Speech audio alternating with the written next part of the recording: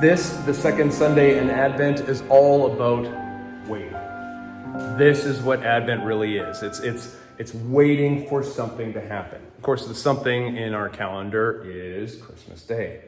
But there's something so wonderfully frustrating about waiting. When you know something good is coming.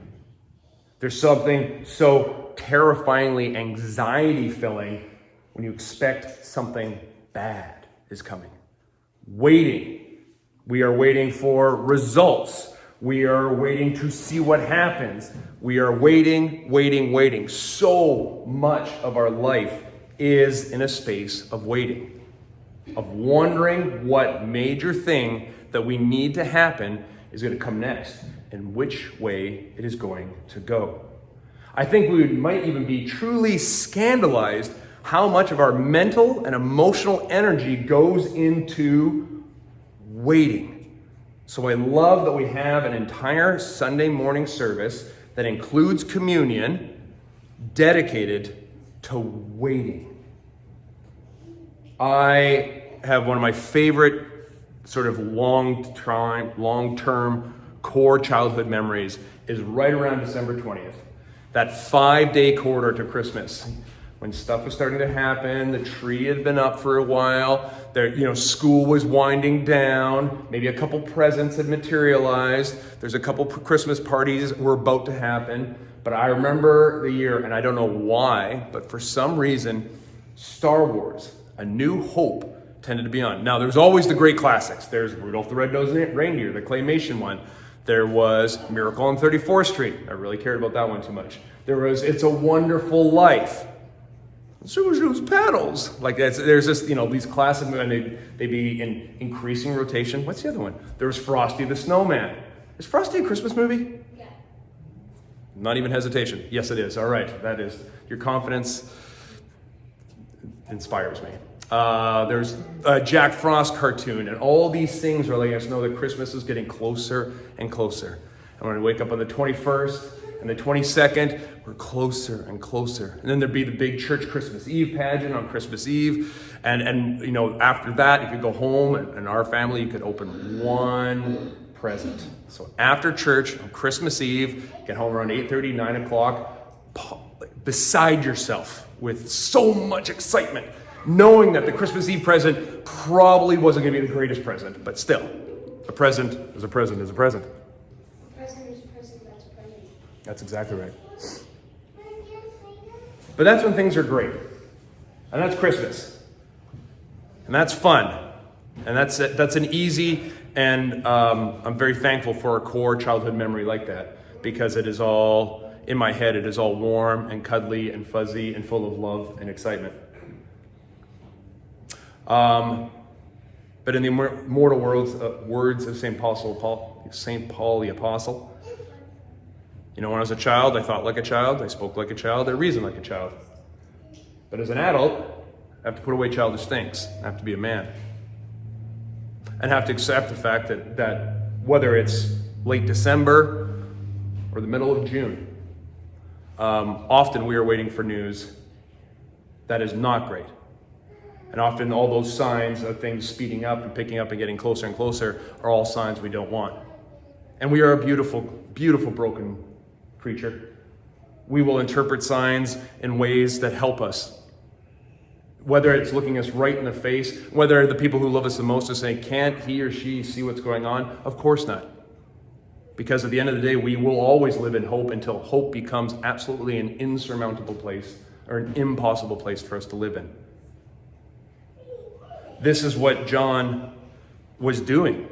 This is why we dedicate this Sunday to waiting, because it is an ultimately powerless position.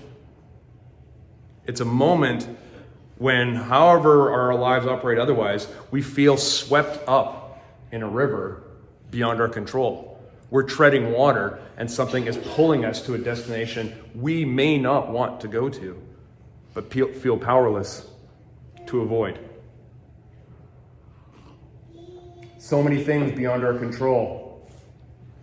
So many things unbidden, unwelcome, that invade. And Christmas does not provide anything more than another series, another narrative, another tool of hope. Not this time of year. This time of year is magical. This time of year is fill in the blanks. We are hope-creating creatures who will live in hope as long as we possibly can. But the power of Christmas is not just the ritual. And you know me, I love the ritual. I love the 4 Sundays of Advent. I love everything that we can do. I love the lighting of the candles. I love the building up. I love the anticipation. I think we should do it more in life. Ritual gives us so much space to play with. What is life? What are we doing here? Why are we doing these silly things? But they're amazing and they're powerful. And because of that, they're real. I love this.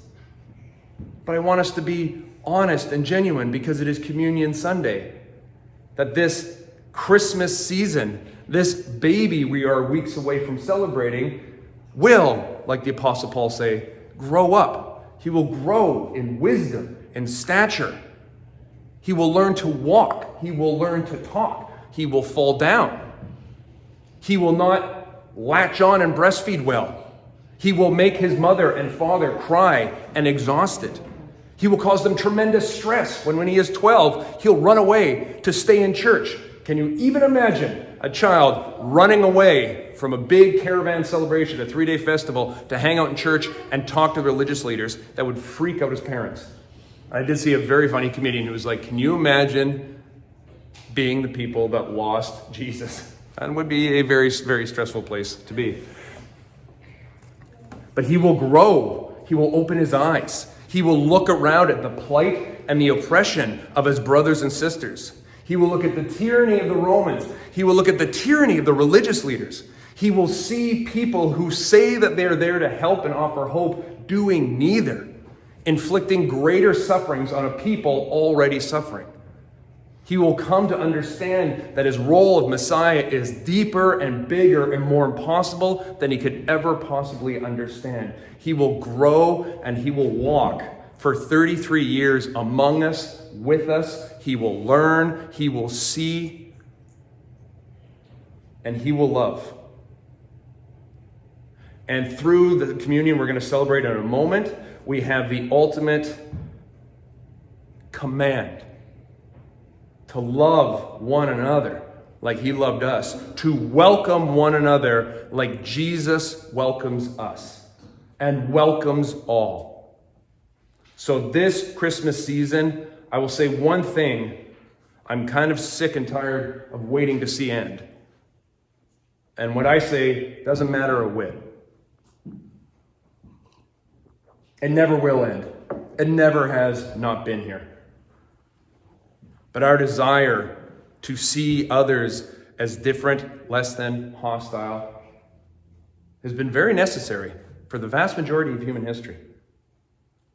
But in the 21st century, in a place like Canada, we are offered a gift, a relative ability to genuinely welcome others as Jesus welcomed us. To live out a self-sacrificial love of such profundity, of such humble power, as delicate and as fragile as those 2 little flames, but with the power that if we were to walk out of this church and leave those tiny little flames going, every single one of us would be very, very nervous. Oh, it just takes one little thing. Exactly. Those things don't cause us any fear. Sorry for those who are online. I'm pointing to the little candles. They're lovely. They're quaint. They're part of our tradition. We'll work on the wick so it's easier to light in future weeks. But we know if we were to walk out of this church and be like, all right, let's leave them for a week, come back in a week, nobody pay attention to the church, that would make us very nervous. Our hope can be likewise fragile and likewise powerful. Our ability to love and welcome one another can be likewise fragile and likewise powerful. So, in this season of Advent, this time of waiting, both for the Christmas season and for all the stuff, and I look around this room and I know for those of you online that are waiting for, both good and bad, I don't have a platitude to offer to you. I don't have a tut-tut. You know, I personally find that problematic. But I hope and pray that we can welcome one another in the seasons of not quite yet.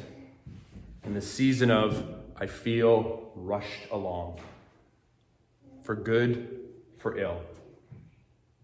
Sharon said it perfectly and much more succinctly, and probably could have been the whole sermon right there. But, you know, you guys pay me for at least 15 minutes, so I'm going to give you at least 15 minutes. Oh no, I'm only at 11 minutes and 7 seconds. So the final point, the last point, the concluding point. Joking aside, if we're not in this together, what are we doing? So please keep calling each other. Please keep praying for each other. Please ask, as I did last week, your Advent homework is to find a hope-filled spot of genuine peace and reflection on God. Now I ask you for genuine desire for the eyes and ears of God to see and hear others whom you know that are wrestling right now, and be with them. And eyes and ears that when you look in the mirror and hear your own voice and recognize I'm not doing very well right now, and to reach out to others. What are we doing if we're not welcoming one another like Jesus did? Amen, amen, amen.